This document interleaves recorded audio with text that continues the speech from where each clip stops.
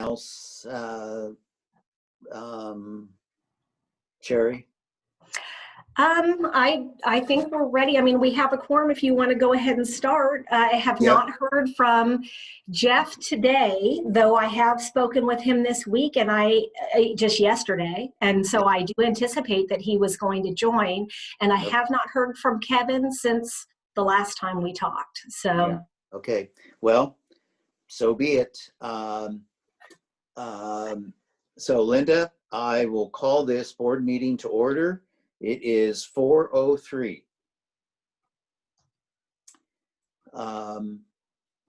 First item on the agenda is the Pledge of Allegiance. So let's all stand and do the Pledge of Allegiance. Thank you, Kurt.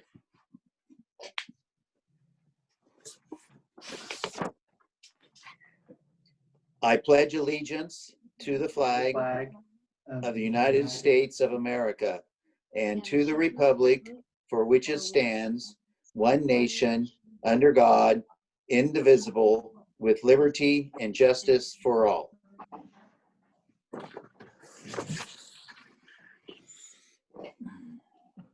All right. 1.2, adopt the agenda. It's come to our attention from Sherry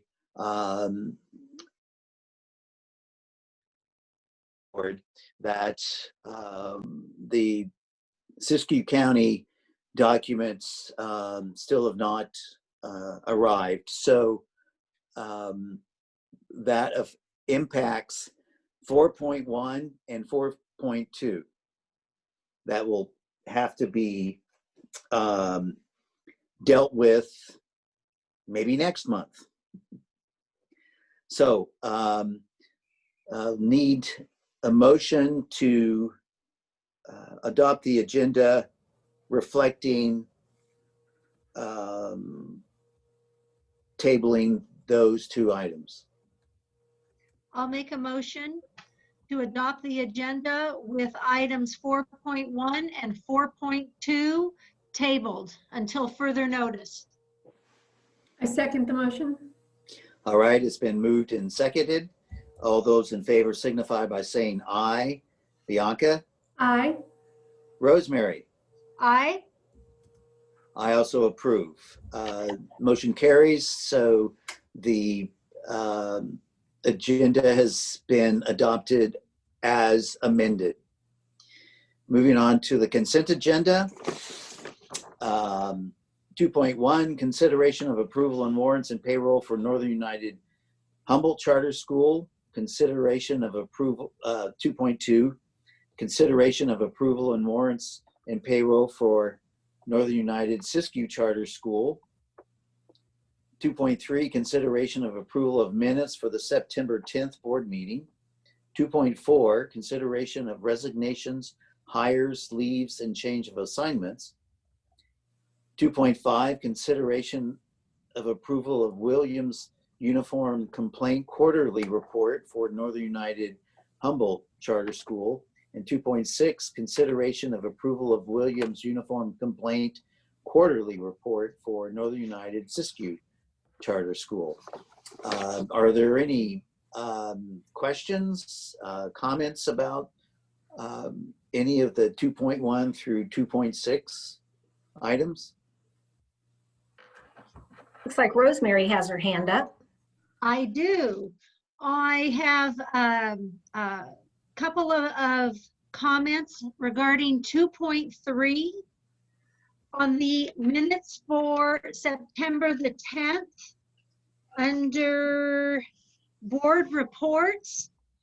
I think it should be clarified that where I had commented on the back to school nights, that the Cutton Learning Center was held over Zoom while the Eureka Learning Center was held in person. And also in our packet, we have minutes for our September 11th meeting that is not listed there. I see you're right. On the agenda, the September 11th isn't there. That is so weird because I remember putting it there, but maybe that was the background sheet. The background sheet shows it, but not on the agenda. Well, we Not on can the agenda. pull that item because this is the consent agenda. We can pull that item out, the 11th, September 11th minutes, and put that in next month since it wasn't agendized. The fact that it was in the background sheet isn't sufficient. So for this consent agenda, then if somebody makes a motion to adopt it, it actually can be as is. It doesn't even have to say that the September, to take the September 11th one out because it wasn't listed anyway. Because it wasn't So, listed. but we'll put that September 11th one on the November board meeting agenda. Okay. Yep, I see it in the background sheets, but just not on the agenda itself. Good catch, Rosemary. Yeah. Is there a motion? I'll make a motion to approve the consent agenda, of course, less the September 10th board meeting notes. It was September 11th, I think. 11th. September 10th was fine. It's the Oh, 11th. excuse That me, was, 11. yeah. Yes. So it's as is, really. Yeah. Okay. And I'll second it. All right, it's been moved and seconded. All those in favor signify by saying aye. Bianca? Aye. Rosemary? Aye. I also approve. Consent agenda approved as posted. Moving on to 3, public comments on items not on the agenda. Comments by the public. Under this item, the public is invited to address the board regarding items that are not on today's agenda. Please keep your comments concise, brief, and limited to 3 minutes. The board is not allowed under the law to take action on matters that are not on the agenda. Should comments from the public pertain to a charge or complaint against an employee of Northern United Humboldt Charter School or Northern United Siskiyou Charter School, the board encourages the speaker to utilize the school's written complaint procedures to pursue the matter. The public will have an opportunity to comment on all agenda items as those are heard. Are there any public comments? I have public comment. This is Hannah White. Welcome, Hannah. Thank you. I appreciate having the opportunity to speak to you all today. I appreciate the work that you do for Northern United Charters, and I really appreciate being able to send my sons to our learning center, and also do appreciate the work that staff and the board has taken so far to make distance learning as successful as that can be. However, I am here hoping to open dialogue to work with the board and with staff at the Willow Creek Learning Center and families to see if it's possible to get our site reopened for in-person classes as per the plan that was originally adopted before it was decided to not resume in-class instruction for the fall semester. I feel that given the tier level for our county regarding public health, our very small school status, teacher willingness, and the issues surrounding access for connectivity to distance learning and Zoom meetings, it would just benefit my family and my community so much for the kids to be able to be back in class. It's been costly for a lot of number of reasons for our family and others, and I feel that, yeah, that's my ask, is essentially start coming up with some dialogue and strategies to see if it's possible to open before spring semester for the benefit of our community and our children. Thank you. Thank you, Hannah. I Appreciate also noticed the Judy comment. has a hand up too. Welcome, Judy. Thank you. Yeah, I also appreciate your time and efforts on the behalf of our kids. My child is also a student at the Willow Creek Learning Center, and I also would like to express my desire for the board to reconsider in-person learning at the Willow Creek Learning Center sooner than spring semester. I think that with the plan that you guys approved in August, you know, I have read the plan. I feel that the threat level in our county does not justify the hardships that are being caused by there not being any in-person learning, especially in our particular situation in Willow Creek, because it is a small community. Many of the families are already in physical, constant, you know, contact with each other already. I think the risk is very low if we were to be able to resume in-person learning sooner than later, you know, especially with the county threat level being lowered.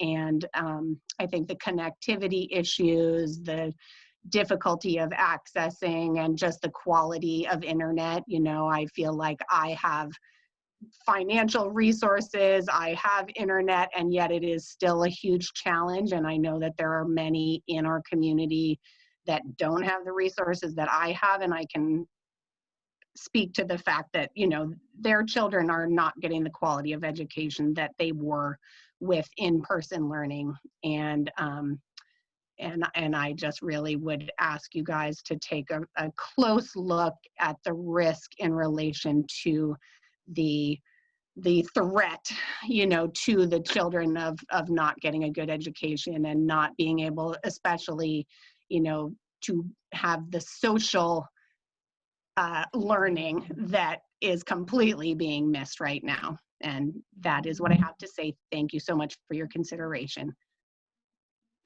Thank you, Judy. Are there any other public comments?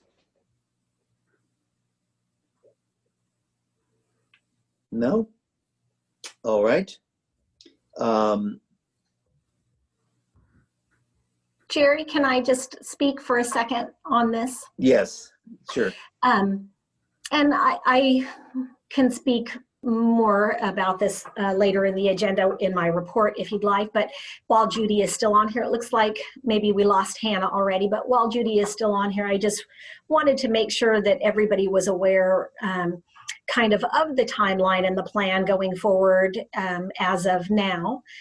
So in August, when the reopening plan was adopted, you may remember the plan started with the fact that the facilities would be closed during the fall semester, and toward the end of the fall, we would present information to the board in order for the board to make a decision about reopening for the spring semester. And so currently, we've developed a survey for both staff and families, parents, that will be administered, I think it's next Friday is when that's going to go out. And there's a few goals with that survey. Gathering input is, of course, a paramount, but it's to determine people's comfort level of reopening the facilities in the spring. And then at the same time, we've been developing kind of very specific criteria as to what would constitute having to open or close facilities. And those things are based on things like the positivity rate, testing turnaround time, those kinds of things, but a very clear criteria so that parents know and can look for themselves on the county public health websites at those different levels to know when facilities will be opened or closed. But all of that information, the data from the surveys, as well as that criteria, will be presented to the board and the public and, you know, anyone who wants to know about it at the November board meeting. And so, Judy, just so you know, because voting to open one of the centers or any of the centers or any of our school facilities now is not on this particular agenda. It's not something that the board could address right now. But in November, like I said, there'll be a lot more information on this, all of the results of the surveys as well as the criteria. And so that will be information given to the board and more parent feedback that, you know, if there's any parents who want to comment at that time, will be taken into consideration. And then the board would be able to vote in December about whether or not to open up the facilities for the spring semester. And if they did approve opening the facilities, it would follow the remainder of the reopening plan that was approved that spoke to the social distancing measures, cohorting, and those kinds of things that would happen. So I just kind of wanted to give that timeline so that everybody is aware that's kind of the path that we're headed down at this point. If the board wanted to direct me to put on the agenda for the November an action item in which they would vote on opening before the spring, you certainly could. So I just wanted to kind of put that out there. Thank you, Sherry. Thank you. And yeah, it's just seemed to be kind of a cold after the public comments, then to, you know, move on to action without having stated, acknowledging their input, and that this is, we appreciate that input. The board will be getting a variety of additional input as we move forward, taking lots of things into consideration and making a decision one way or the other. So it's a work in progress. Now, moving on to action items to be considered. I'll just leave the numbers as they appear without renumbering them due to the amending of the agenda. So 4.3, public hearing regarding sufficiency of instructional materials for Northern United Humboldt Charter School. So at this time, Linda, it is 4:20. Oops. And I will open the public hearing regarding the sufficiency of instructional materials for Northern United Humboldt Charter School. Sherry. So this public hearing is an opportunity for anyone in the public to give comment on the sufficiency of instructional materials for students. There's a list in the board packet of all of the instructional materials that are used within Northern United Humboldt Charter School. And I think that's pretty much it. This, like I said, this is an opportunity for anybody to give any input on whether or not they feel there is a sufficient or is not a sufficient amount of instructional materials for students. Any comment or questions, Bianca or Rosemary? I have none. I do, and I believe that, Bianca, you asked this last time. Some of the materials are very old, outdated, which being old and outdated does not mean that it is not of value. Look at you laugh, yeah. I'm just curious about that, and like I said, I believe Bianca asked this, but Sherry, can you clarify the age of some of the materials? Yes, I can. So some of them are the most recent adoptions, And Right. you guys know that the way the state adopts curriculum is kind of like in a pattern. So they don't adopt all the curriculum for all the subject areas at the same time. It's like a rotating schedule. So the most recent ones you see were probably the most recent adoptions, but still some of them are definitely older than some of the more recent adoptions. But like, for example, there's one that's under supplemental English language arts curriculum, and it's called Step Up to Writing, and it says 1998. That's a supplemental book. It's not a all-encompassing curriculum. It's something that somebody would use as a supplement to what they're doing already. So if they're wanting to teach writing, for example, this would be a book that they like a lesson out of it or several lessons out of it and really like the way that this particular book teaches writing. Right. But it's not the same as above that, the section above that, you'll see state adopted English language arts curriculum. Those are the most recent ones. And then there's ones that are California standards aligned. And then there's the supplemental. So some of those really old ones are just supplemental ones that people like the way that that particular book teaches that one particular area or whatever, but they still have the most recent adopted main curriculum. Does that make sense? Okay. It does. And especially for our guests, I think that was probably important that they get some clarification. Mm-hmm. Yes, to me, it makes total sense because I have done somewhat the exact same thing in my prior days. Something that I particularly liked that I utilized as a supplement in addition to the regular curriculum.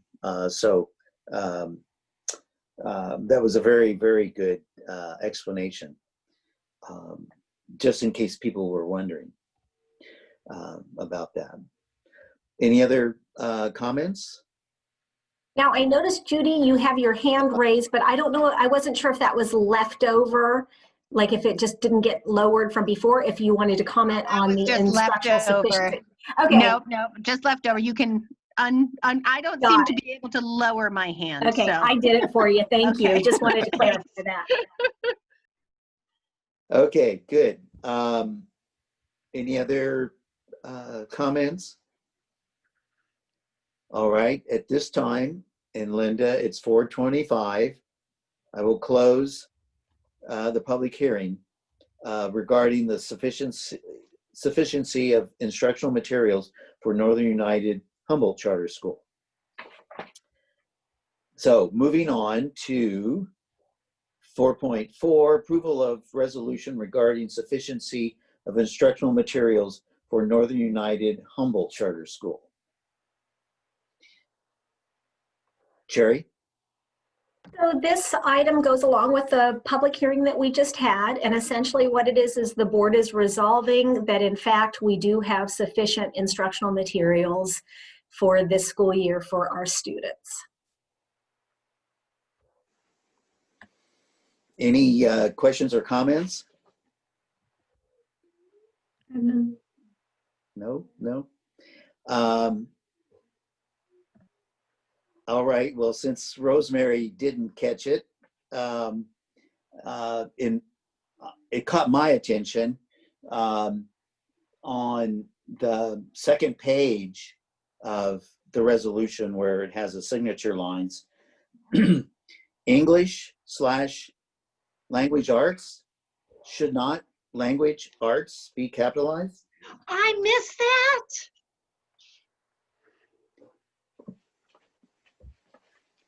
Evidently, that's not what CDE does, because this is a CDE document. So they must choose not to capitalize language arts. Yeah, English is because it's the name of it's a proper name of a language. Oh, but sure, language arts is, sure. Yeah. Sure. But yeah, that's why I didn't. And that kind of sounded Okay, like so a that's what you're challenge to claiming. her, Jerry. I see. Well, I mean, that just really jumped out at me, and it just occurs to me that I've seen it listed. I mean, not necessarily CD,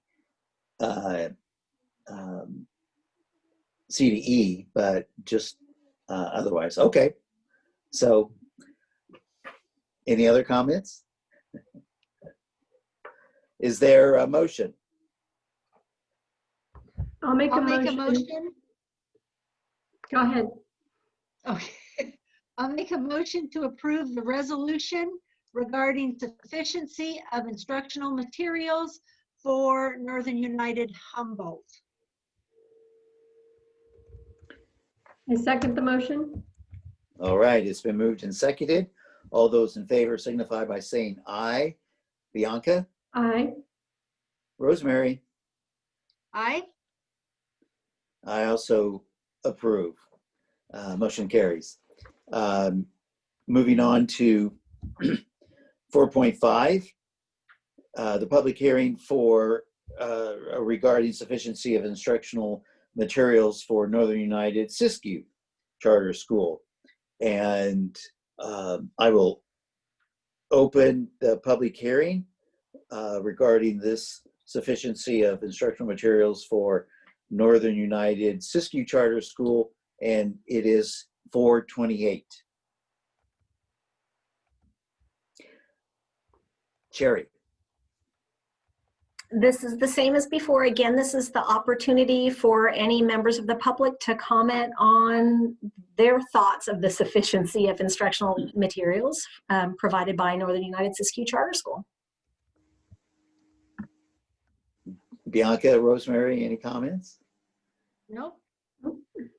It has the same Yes. language arts that, anyway, is there a motion? Or excuse me, at this time, if there are no further comments, at 4:29, I will close the public hearing regarding the sufficiency of instructional materials for Northern United Siskiyou Charter School. So we move on to 4.6, the approval of the resolution regarding sufficiency of instructional materials for Northern United Siskiyou Charter School. It's the, as Sherry said, it's the same. The document's the same. It just that it applies to Siskiyou. Is there a motion? I'll make a motion to approve the resolution regarding sufficiency of instructional materials for NUSCS. I'll second that. It's been moved and seconded. All those in favor signify by saying aye. Bianca, Aye. Rosemary, Aye. I also approve. Motion carries. 4.7, review and approval of conflict of interest code. So this is just actually an annual event. Last year, looking back on last year when we did this item, we actually did make some changes to our conflict of interest code that at that time, and it was as a result of one of those charter school laws that passed. I don't remember if it was 1505 or 1507, but it required some changes in our conflict of interest code. This year there are no changes, but we're supposed to review it and re-adopt it annually. So this is exactly as it already exists. So unless there's a change that's wanted, you know, we're just approving it exactly as it is. Any comments, questions? No. No? Okay. I was looking forward to a potential explanation of parts of this for our newest board members, but the solid three are here and we get it. Mhm. Well, and is I there- will say, Jeff has been texting me during this meeting. So I don't know if I mentioned, but Wendy had to go out of town. Her son got married. And so she had to go out of town for the wedding. And I think Jeff has told us before, she's the one that gets him on Zoom. And so she texted me first saying that she had been trying to walk him through how to get on and that they were having problems. And then he texted me, and somehow her Chromebook locked both of them out. He says he has no idea what he did, but he did something that they're locked out now. And so they've been struggling this whole time, and I've been trying to text him and walk him through it, but he's been trying to get on, and he's really upset that he's not on here. Okay.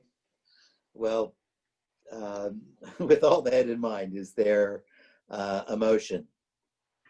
I'll make a motion to approve the conflict of interest code. I second the motion. Okay, it's been moved and seconded. All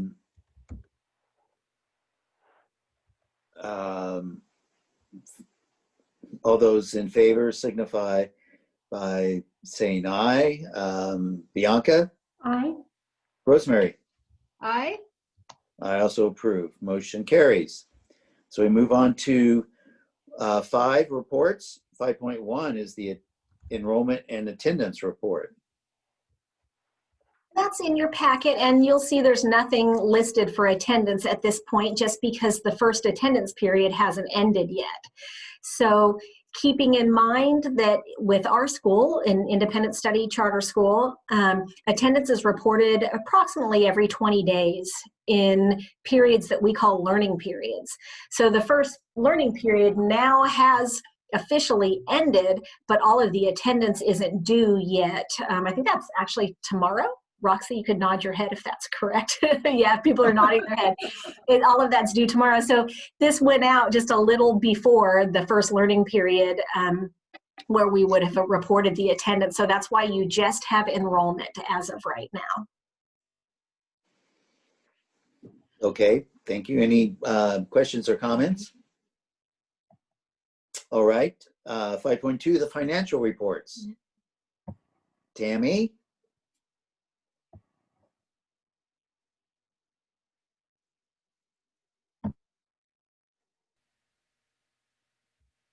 Hi.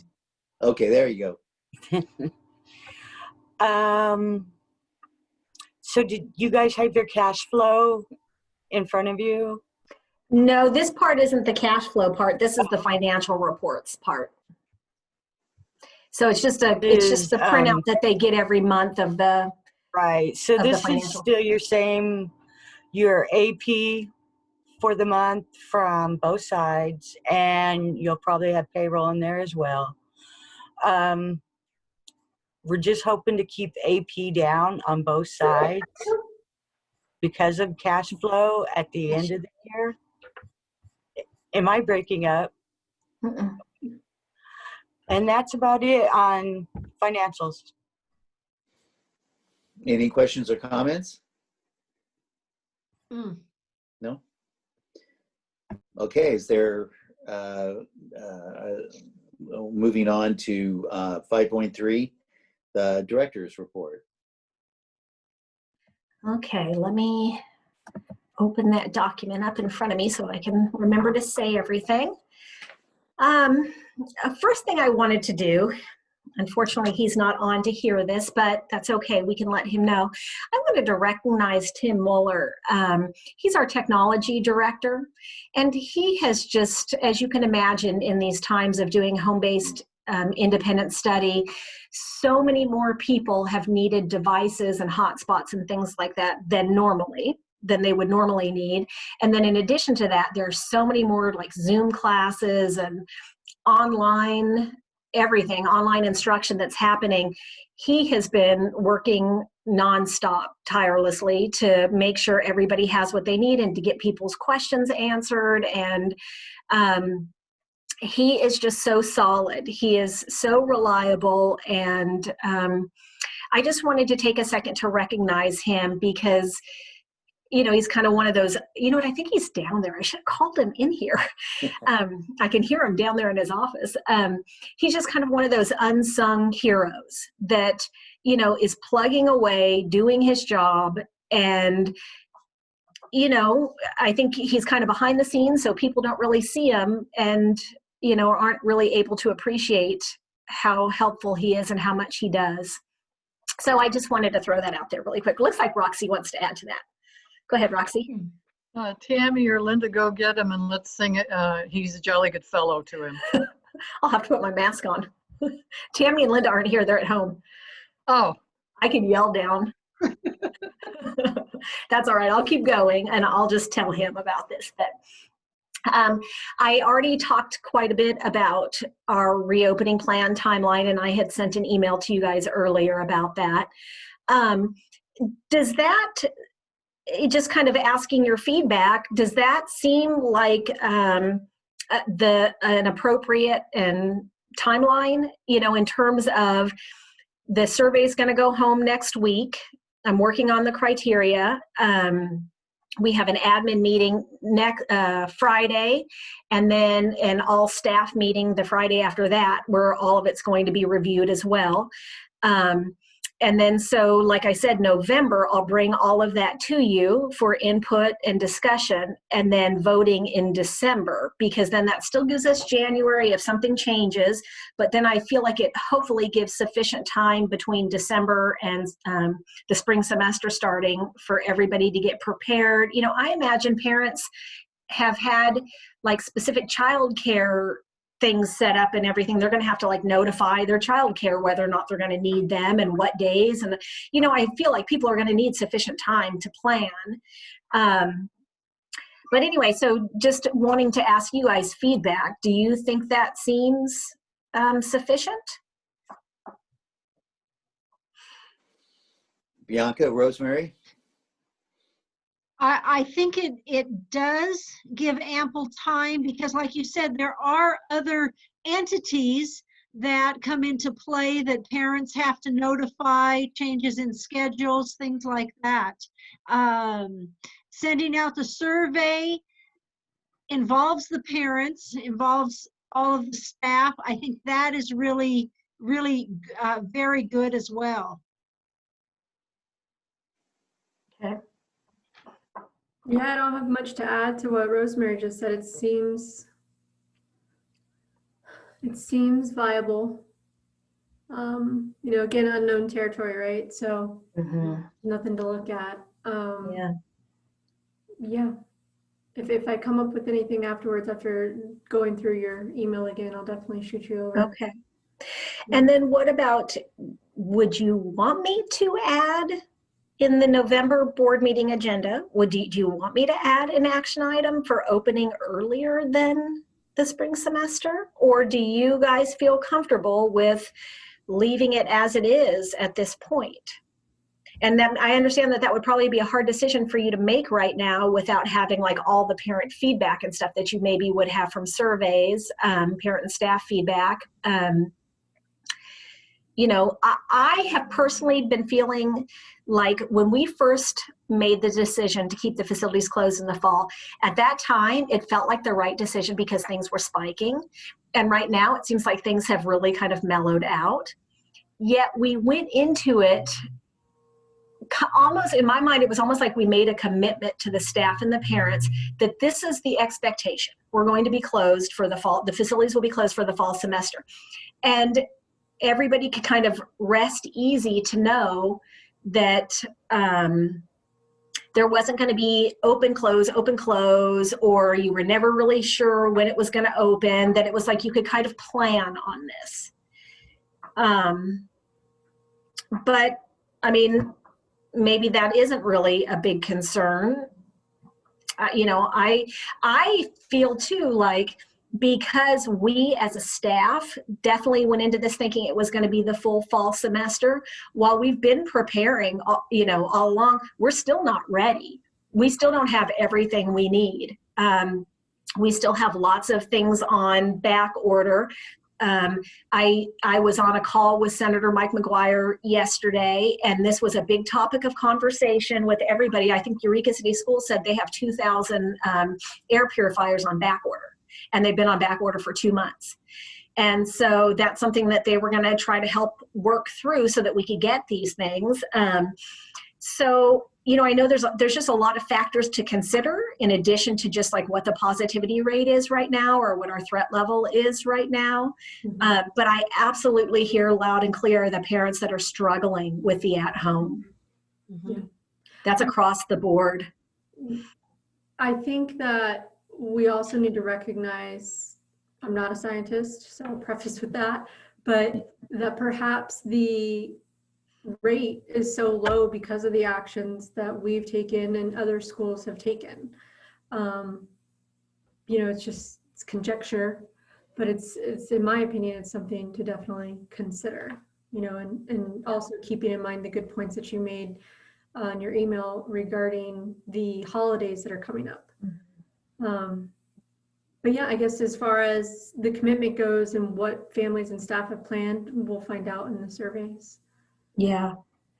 So again, that kind of leaves me unsure. Should I put it on as an action item or just a discussion item again? Because if it's just a discussion item, we wouldn't be able to vote to change anything. It wouldn't be till December that we could vote, which would mean possibly opening a month early, you know, opening in January versus February. How much time will we have between receiving the, perhaps you said when we would receive the surveys? Did you say that? The plan for me is to distribute them next Friday, so a week from tomorrow. And I wanted people to have them for, you know, a couple weeks to get the responses back for a couple weeks. So I think I see where you're going. We could look at that before I decide on that. I could give you the results to those surveys, you know, 2 weeks or a week at least before we have to do the packet and the agenda. Yeah. Yeah, definitely want time to be able to marinate in it. Yeah. Okay. Rosemary, I see your hands up. And in addition to the information that we get from the surveys, I think that we need to have a complete picture, an ETA of our back-ordered equipment. Yeah. Because if the parents say yes, our numbers say yes, we're all excited, the kids are going to get back. As Judy pointed out, socializing is a big ticket item.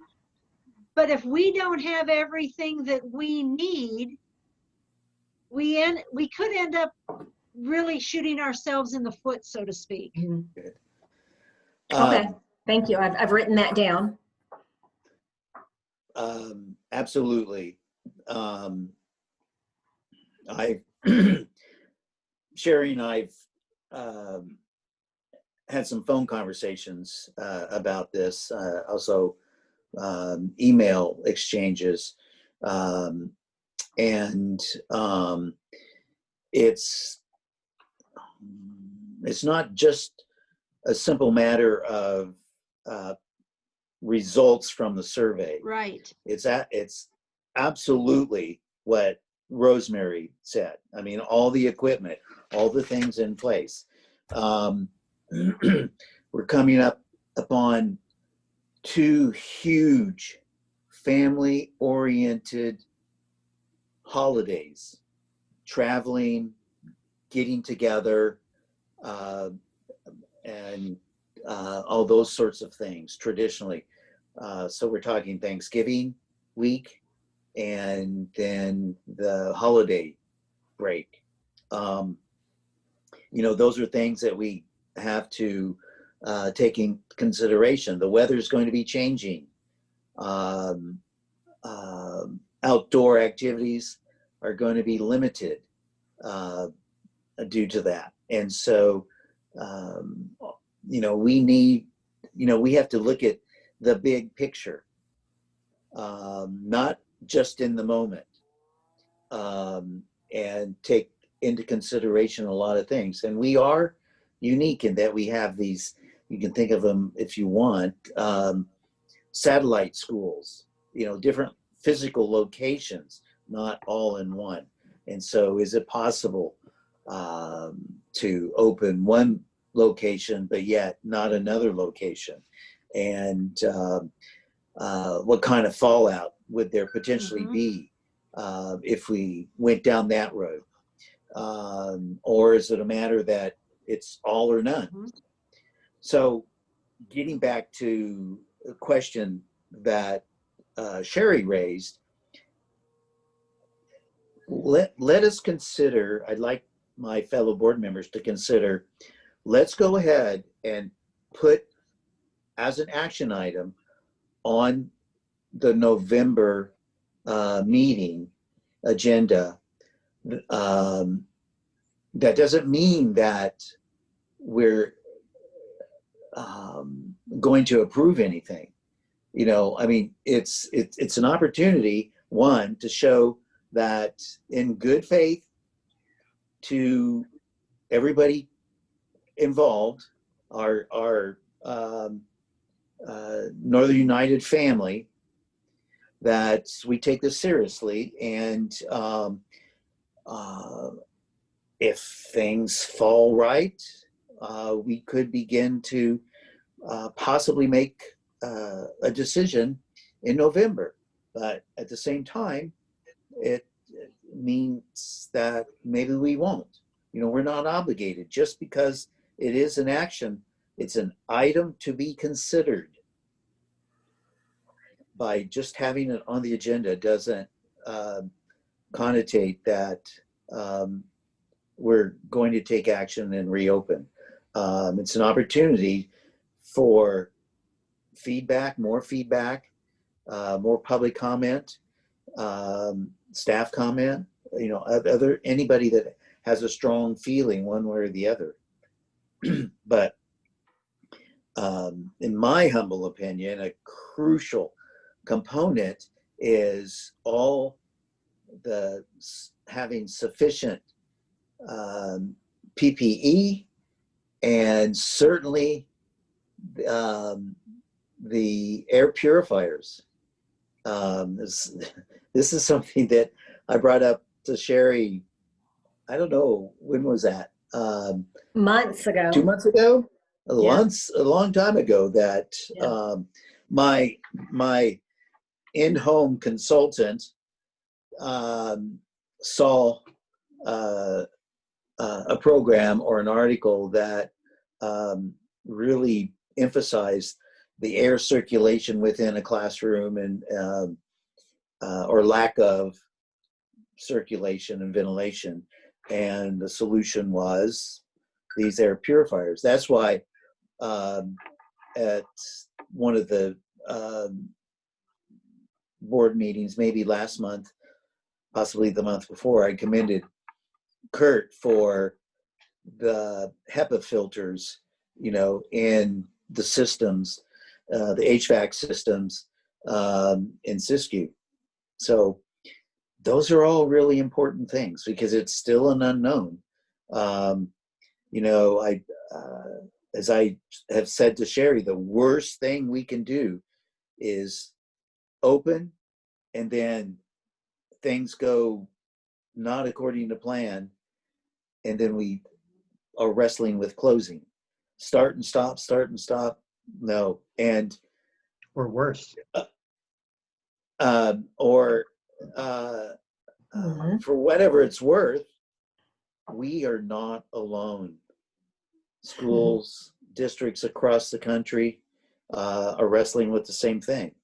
It's also an opportunity for us to emphasize to families to not send their students to school when they're ill. You know, big time news about a family that who knew their student was infected, went to school, and they had to close the school because it got spread. So I'm not saying that, you know, I'm not trying to use this as a scare tactic. It's just a matter of being prudent and being proactive. I'd much rather us to be proactive than reactive. So anyway, that's my 2 cents. Okay. Thank you, Jerry. Thank you, all of you, Rosemary and Bianca. Just a couple more things I wanted to report out. We did, oh, Rosemary, your hand's up. Yes, go ahead. I'm sorry. I'm sorry. That's okay. Real quick. I'm wondering if putting this under action items could give parents false hope. Should it really go under discussion items first off? As the first read, I guess I would say. Yeah, I do feel like, I do feel like if it were on as an action item, it'd be sure putting you guys on the spot. Yep. Mm-hmm. And where if it's an I'm open to considering discussion it. items. Anyway, Right. that is my 2 cents. Roxy? Yeah, I just wondered if it isn't opened early, is it already a done decision that it's opening at the second semester?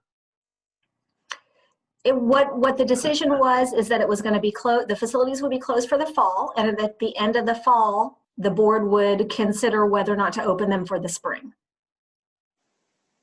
Okay, so it's going to be a discussion item anyway, even if you don't open early. Well, I was going to put it, my plan had been to put it on as a discussion item in November and an action item in December.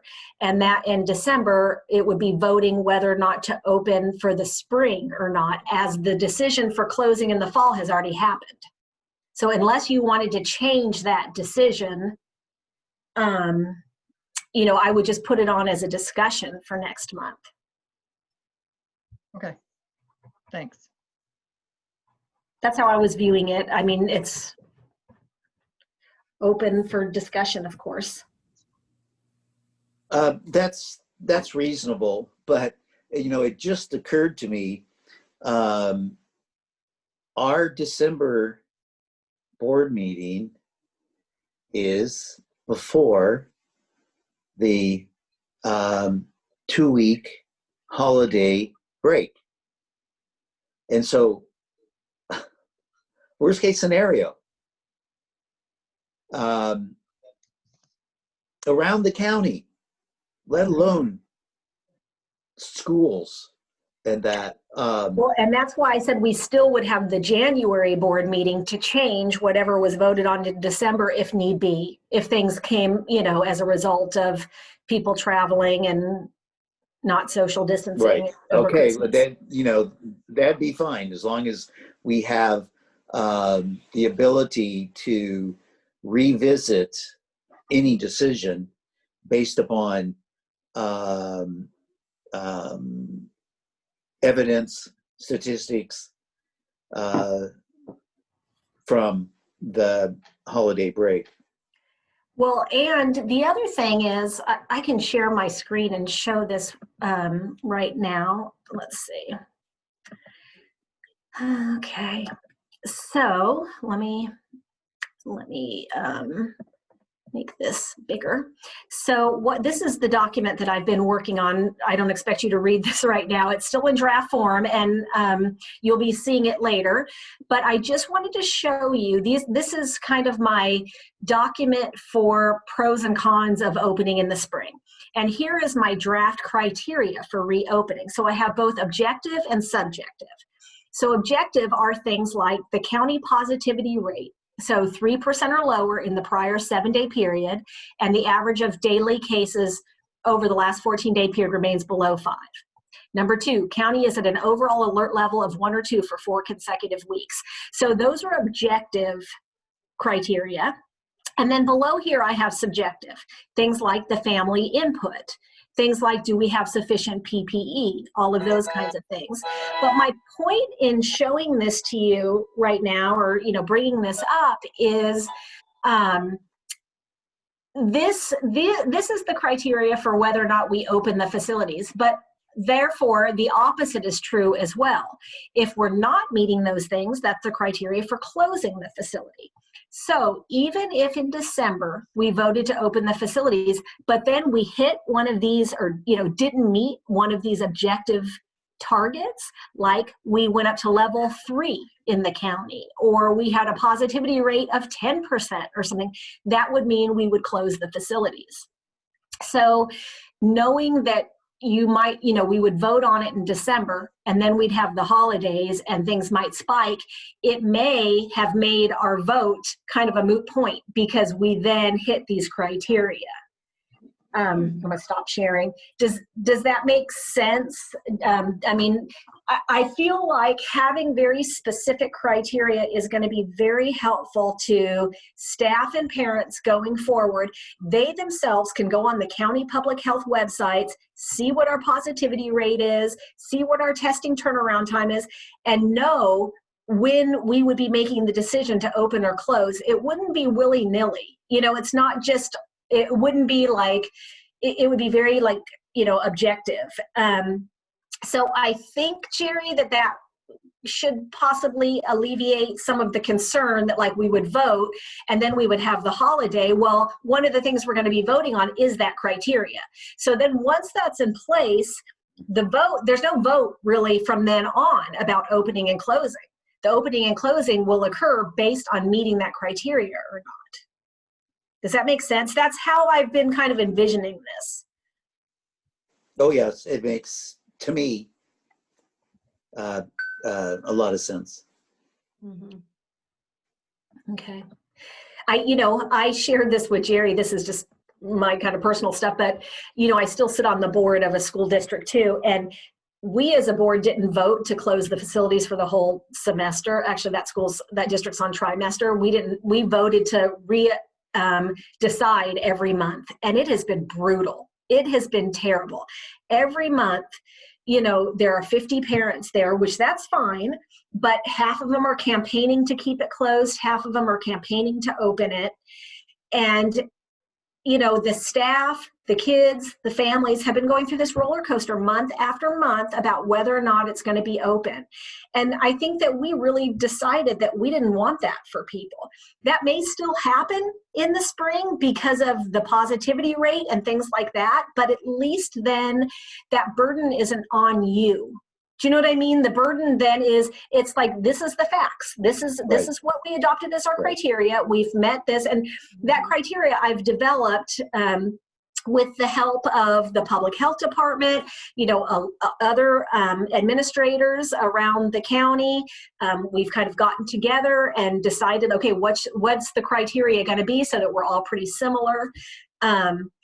So anyway, I just kind of wanted to give you the overall overview of what I've been thinking about this. I hope that helps. Oh, yes, it does. It's could be like a campaign speech, based on science, relying on public health officials and their recommendations and guidelines. Mm-hmm. Then if it meets it, fine. Right. We can reopen. And if it doesn't, the criteria says we don't open. Yeah. So, yeah. End of campaign speech. Okay, I'll finish my director's report real quick. I just wanted to let you know that both schools exhausted the grant. We spent every last penny for both schools for the grant, and Tammy successfully submitted our final reimbursement, and those are both on the way. So that's good. And then the other thing is the learning continuity and attendance plans. You guys adopted those, gosh, was that last month? They've been to the county office for review. We received a letter from Siskiyou County Office of Education saying it was good to go. We don't need to do any changes. HCOE, they've reviewed it. They gave me feedback. That was before you voted on it. I changed that and gave it back to them, and I haven't heard back from them since then. So I'm not sure if they're going to send a letter or not. And then the final thing I just wanted to mention is, you remember last month I told you we have a lot of audits happening right now. And we had a cafeteria procurement audit. Everything was due September 30th. We turned everything in. We haven't heard a thing back. So we're just kind of waiting there. The annual independent audit, that's been ongoing. And in fact, next week on Tuesday, they go out to Roxy's office to review all the student records. But I think we're in pretty good shape with that. And then the final thing is the Mattole Valley Charter School Prop 39 audit. That's still ongoing. The list of required documents that we had to submit for that was pretty extensive. And we've given quite a bit to her already. There's more we're still gathering. But that audit, I think, is going to end October 14th. So we're getting close on that one. And I think that's it. That's enough for the director's report for now. I have more to talk about when we get to the discussion of cash flow and the loan. Well, thank you, Sherry. Thank you.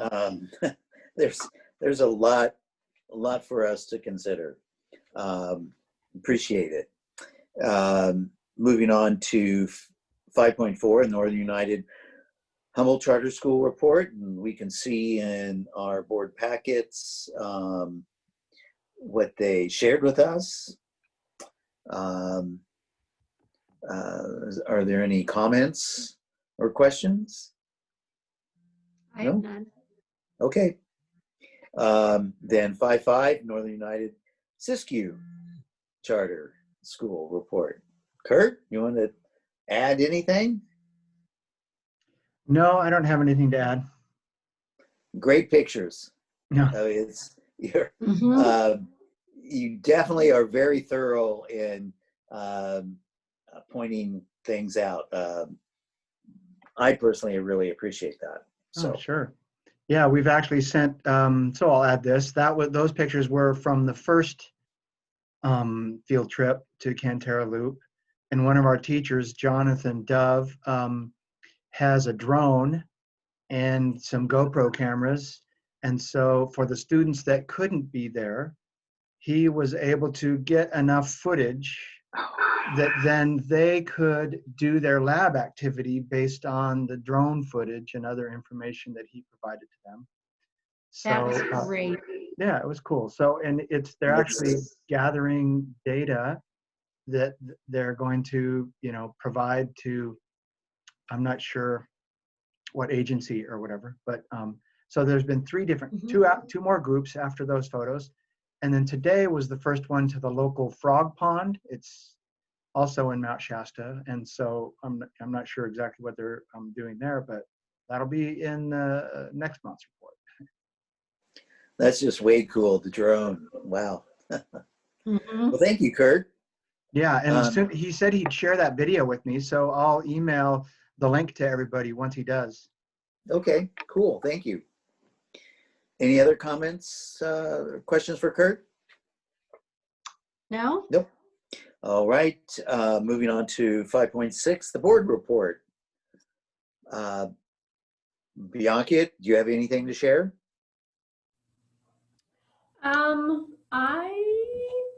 I participated in the back to school night for Northern United Siskiyou Charter School since Lucia, my youngest child, is in kindergarten, and I really enjoyed it. I thought it was very thorough and it seemed well attended as well. And that's all I have. So thank you to all the staff and Sherry and teachers who went into putting that together. It was interesting seeing you, Sherry, on the other side of the spectrum. Rosemary? Nothing from me. Nothing from me. So we'll move on to discussion items.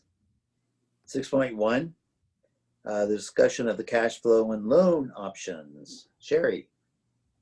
I just wanted to give you an update because I mentioned the idea of the loan at the last meeting. And since then, I think Kirk and I attended a webinar that kind of went through all of the steps for the loan. And the loan application is due October 23rd. And so I've been working on that, but I do want to let you know that board approval doesn't happen until, it has to be approved by February 5th. So it would be the January board meeting is when it would actually come to you. And even at that point, I think I may have mentioned this, still the go, no go, drop dead deadline for if we want to go forward with it is late February. So even though I'm applying, there's no obligation to do it at this point, and I will be keeping you up to date as we move forward. But I wanted to give you kind of some more concrete information now that I have it. And so I included the cash flow projections from both Humboldt and Siskiyou in your packet. And, you know, they do them slightly differently. So it's, you know, you have to kind of adjust how you're reading each of them, but just kind of nuts and bolts. Siskiyou, the dollar amount that will be deferred. So remember, deferrals are when the state gives us IOUs, and that's the whole reason why we're probably going to take out a loan, is because they're not actually going to give us the apportionments this year that they would normally give us. So the amount that's going to be deferred for Siskiyou is $372,000 and, well, $372,019. So about $375,000 that we wouldn't be getting until the following year. Well, based on the cash flow projection that the county office has given us, it looks like we actually will have cash each month to be able to pay our bills. But you may notice that total at the very end, we end the year with $86,000. Assuming that we spend exactly as we've budgeted, no more, no less.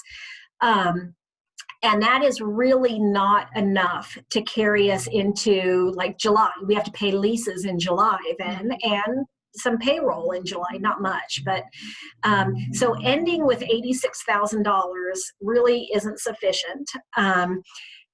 And the idea that we're going to spend as we budgeted isn't very likely either. I mean, you just never know that how things may come up. One thing that isn't included in that cash flow, though, is, like I mentioned, we are expecting our last reimbursement from the grant. And for Siskiyou, that last installment is $65,598. So really, instead of ending the year with that $86,000, we're going to have an additional $65,000, assuming we don't spend more than we said we were going to. But I still don't think that that's sufficient. So I think I still will recommend doing a small loan for Siskiyou. So Humboldt, on the other hand, very different story. Deferrals for Humboldt, so the amount that the state is going to give us in IOUs is $1,328,851. So $1.3 million in cash we are not going to get this year. Cash at the end of the year, when you look at the Humboldt cash flow, we're in the hole $279,700. That's actual cash that we don't have. So it seems very clear in Humboldt that we will need to take out the loan. Now, the grant reimbursement check that we'll be getting for that last installment in Humboldt is $103,637.46. So that offsets that a little bit, but still we'll be in the hole $170,000. So I do think that we'll need a loan in Humboldt for sure, where Siskiyou is kind of more borderline. A couple things that I wanted to mention. With this loan, this California School Finance Authority, Pooled Trans is what it's called. It's the ASAP program specifically for charter schools. The amount that you qualify to borrow is the lesser of your deferral amount, so how much the state's going to give you in IOUs, or your facility costs. Whichever is lesser is the amount that you're going to qualify to borrow. So in Siskiyou, like I said, our deferral amount is about $372,000 that we're not going to get. Our facility costs in Siskiyou are $220,000. So because you only qualify for whatever is the lesser amount, it would be our facility costs is what we could qualify for. So about $220,000 is what we could get for Siskiyou. That should be fine for Siskiyou. We should be fine. Humboldt, on the other hand, again, it's your deferral amount, the lesser of the two of your deferral amount or your facility costs. Well, I already told you our deferral amount is $1.3 million. Our facility costs are $276,000. So we will only qualify for that facility amount, that $276,000.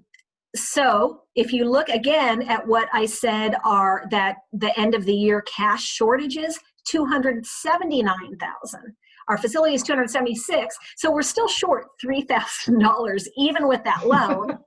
until you take into consideration, like I said, we're going to get 103,000 reimbursement from that grant. It's still very tight. It is still really, that's going to be rough for starting into the next year until we get those apportionments back. And so we are looking again at Humboldt at other ways, additional ways to tighten our belts, to cut our expenses, our expenditures down throughout the year so that we actually end up with a smaller, negative amount when all is said and done. The cuts that we have already put in place have been pretty painful. I mean, I was on a phone call this week with a parent who was very upset about, some things that we're not doing now that we have done in the past. And I understand the frustration. You know that we have not had some staff come back. Some of that was natural attrition. Some of it it worked out that way because we didn't have the facilities open. And some, we kind of chose to just not replace after they left. But, it is definitely going to be tight on the Humboldt side all year long. So that's the update on the loan. It's not great news. I'm glad that there is this option. Like I said, I absolutely plan on moving forward with the application. We don't have to make the decision until the end of February, but it sure looks like Humboldt's going to need it for sure. Siskiyou is still kind of up in the air. Oh, and one other thing I should mention is I've spoken with both county offices about this. I had a meeting with HCOE. Tammy and I met with HCOE to kind of go over this because it's in our MOUs with our county offices that if we take out any loans or anything like that, we have to let them know, approach them, all of that. And so we've done that with HCOE and SCOE both. And with HCOE, I've specifically said, what do you need? Is there some sort of written document or anything? And he said, no, you've already started telling us. We already are aware.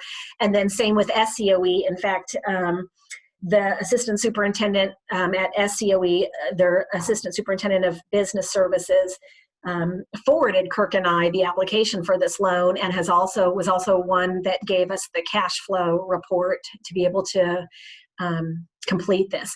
One thing though, when I turn in the application on October 23rd, one of the documents, there's a lot of supporting documents that I have to turn in, and one is the unaudited actuals. Well, with Siskiyou, we haven't gotten those yet.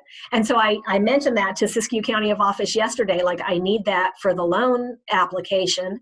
So I'm hoping to get that by October 23rd. And if not, my plan, probably tomorrow, I meant to do it today, never got a chance, is to contact the California School Finance Authority to find out, is there a substitute document I could give them if we don't have the unaudited actuals in time?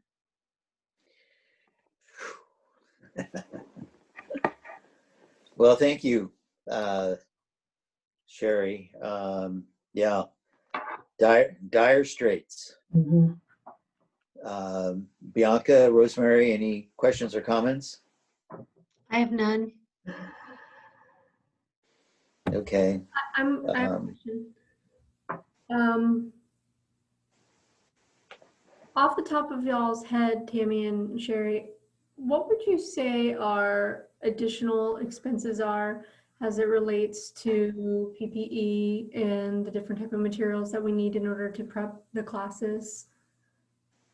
Luckily the grant covered the vast majority of that. That's kind of what we used to spend the last bit. But in addition, the state and federal government both have given additional funds to cover that. It has come in a few different pots. There's the Coronavirus Relief Fund. There's a few different, different learning loss pots of money that they've given that we're able to use for PPE. So luckily, that hasn't impacted our general fund too much. Thank you. Mm-hmm. Although I would add, though, that once we do, if we do open up, then certainly just, paying for people to clean, those expenses will definitely go up regardless. Mm-hmm. Yeah. And are it, are there's will there be sufficient PPE through for the entire school year, or would some things have to be replenished? I think we're in pretty good shape with PPE. You know, the fact that we had the facilities closed in the fall has made it so we really haven't even touched our stores yet of PPE. Okay. I'm also kind of hoping the fact that our facilities have been closed for the most part. I mean, staff has been there, but I'm kind of hoping maybe our utility bills are down a little bit. You know, I mean, it really, in times like this, it's like every penny counts. Sure. Sure. Okay. Well, thank you very much. And Yeah. I'm sure we'll be hearing more about this. Yeah. So moving on to 6.2, the discussion of plan for 2021 NUCS annual goals. Man, there's been so much on this agenda, I forgot this one was even on there. So this one, you guys remember, we adopted our annual goals last year, and they were similar to our LCAP one, but with the COVID lens. And so what I presented to you in the packet this time was our plan on how we plan on meeting those 3 goals. Very similar to some of the things we've done in the past, with kind of a more kind of COVID filter over it. But so that plan is available in there. You've had an opportunity to review it. I don't know if you have any questions or want to give any feedback, but you know, this is what we plan on doing for addressing these goals, and we'll give you an update. I think it's in April is when we'll present you with like the data on like how the assessments have been, and you know, all that kind of stuff that's in this plan.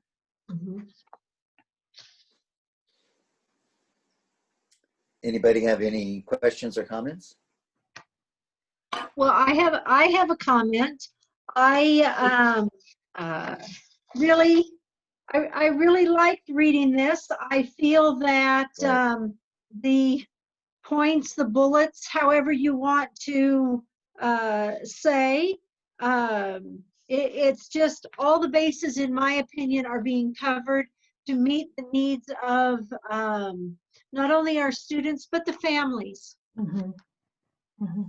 Well, good. I'm glad you think so. You know, if anybody has any input of things that we've forgotten to put in there, I would be glad to hear it, because that was the goal, is to try to make sure we're thinking of every aspect that could come up. And, you know, you never can do that. And different people think of different things. So I definitely value feedback, but this is what we came up with at this point. Well, it's definitely the end result of a well thought out, well discussed plan. So this is a really good product, that came out of that. And as Rosemary said, addressing all those. I mean, it's very broad based, addressing to the best of everybody's abilities. At the moment, all the issues surrounding meeting each one of these goals. So very good job. Kudos to all those who worked on this to come up with this final product. It's my admin team. Thank you, Kirk and Rebecca, and the others who aren't on here, Julie and Mary Havens. Good job. Good job. All right. Any other comments or things? I would like to add one comment.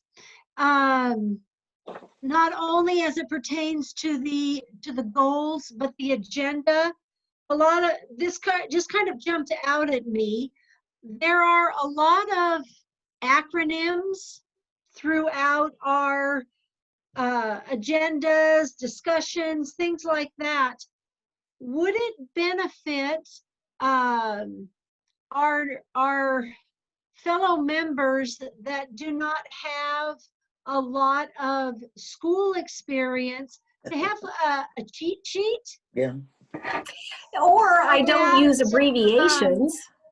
What if I don't use the acronym? What if I do the whole word? Because that's a good point. Even what about members of the public? They wouldn't have a cheat sheet, but having it spelled out would be helpful.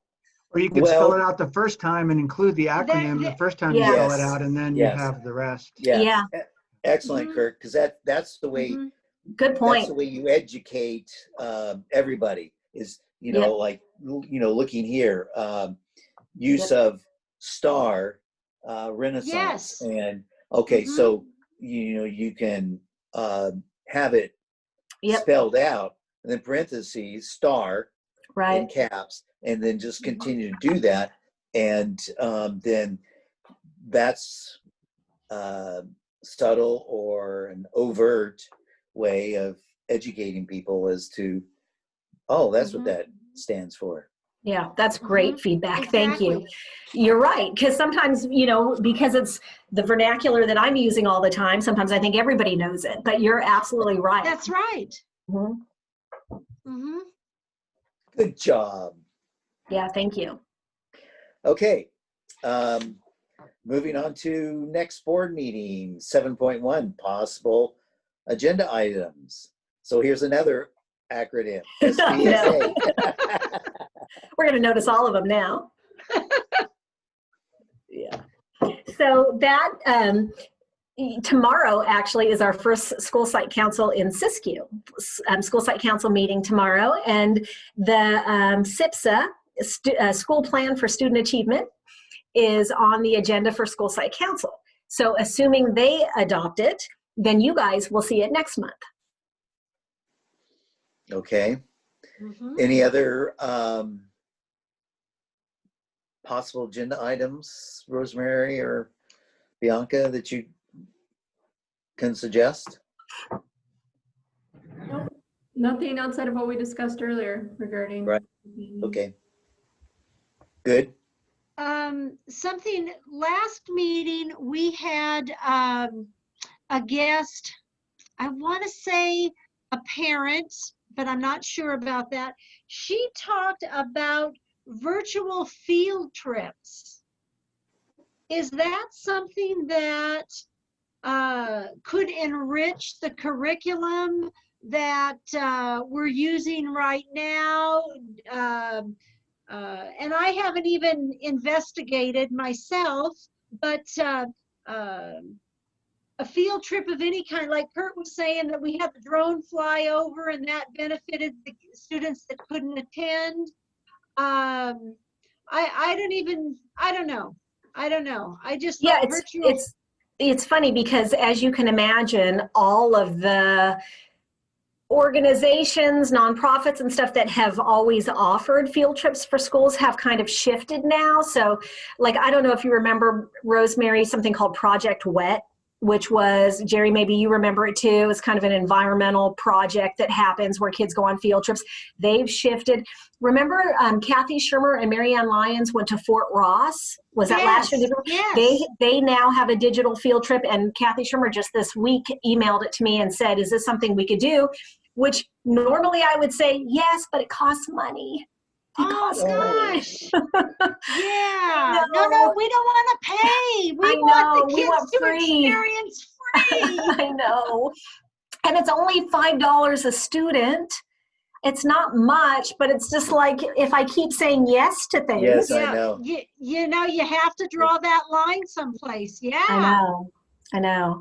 But actually, Rosemary, there have been quite a few. I think Rebecca even emailed one out today.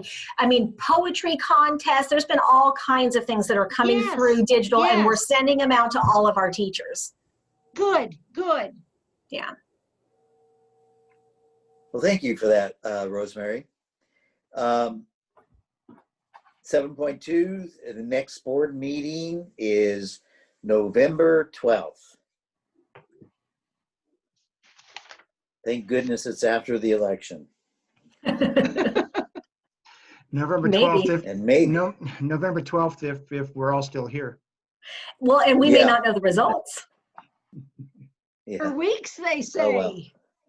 Yeah, well, let's not go down that road. Mhm. Yeah. So then after a very productive board meeting, I'll adjourn the meeting, Linda. It is 5:27.